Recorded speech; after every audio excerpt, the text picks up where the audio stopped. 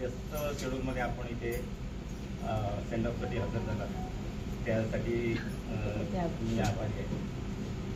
2-3 point सांगतो. त्यावेळी ती साहित्यिक क्षेत्रात अशी हे नव्हती, प्रवीण नव्हती, आणि बाबा बोरकरांचा कार्यक्रम, जन्मशताब्दीचा कार्यक्रम त्यांनी बसवले. हे घरचं काम आठवून तेव्हा विनय परांजपे आणि प्रसाद गाणेकर हे मोठे व्यक्ती होते.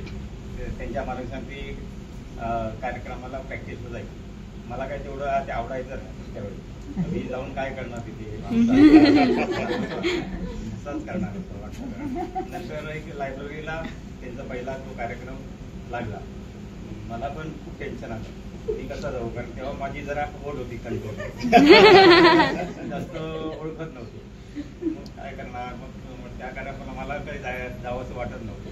मी माझ्या 2-4 मित्रांना सांगितलं बाबा त्या कार्यक्रमात तुम्ही जा. त्या साहित्यिक कार्यक्रमाला उपस्थिती पण फारशी नसते, त्यामुळे जरा उपस्थित दाखवा. आणि मी अलिबागला पळून गेलो.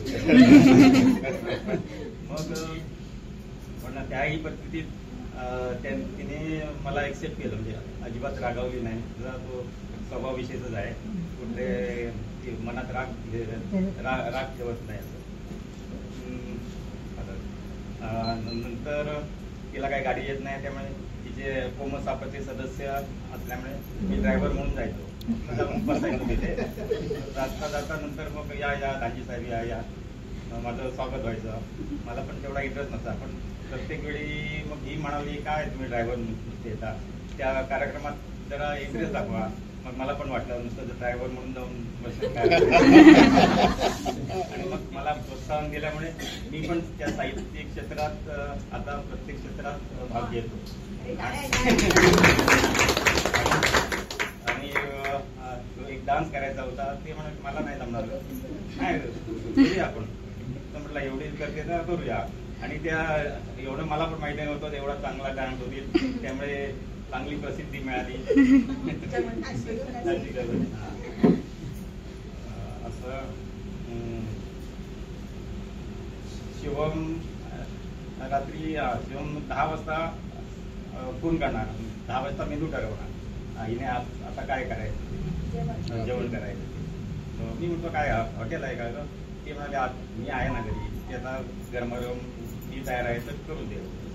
की प्राजक्ता म्हणते आम्ही झोपायला जातो तेव्हा मॅडम किचनमध्ये जातात. असं म्हणजे न कंटाळता न हे करता ती सगळ्यांसाठी करते. आम्ही फॅमिलीसाठी पण चुलत दीर असो काय असो सगळ्यांना इन्शुरन्स त्यांनी म्हणजे काढून ठेवलेले आहेत. त्यांचे नेहमी हप्ते भरते, आमचं काय लक्षात नसतं.